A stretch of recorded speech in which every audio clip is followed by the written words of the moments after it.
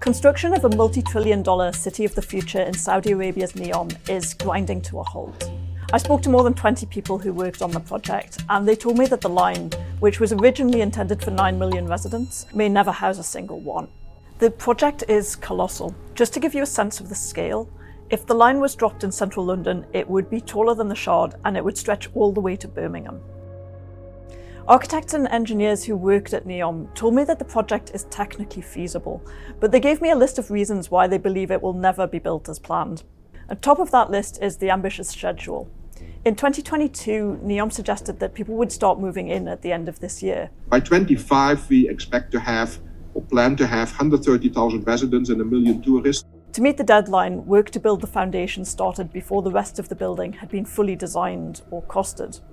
The second reason is the sheer quantity of materials and labour that's needed. The 170 kilometres of the line is divided into 135 modules.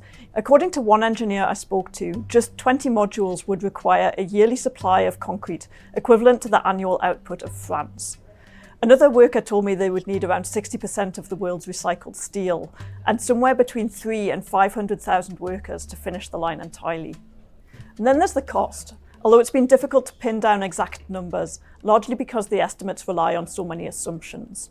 During my reporting, I was told that executives were told in late 2021 that the budget for the line was $1.6 trillion, but a cost estimate carried out a few months later put it at around $4.5 trillion.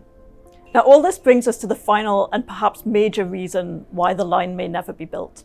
And that's that given the scale and complexity of the project, private investors have largely refused to back the development.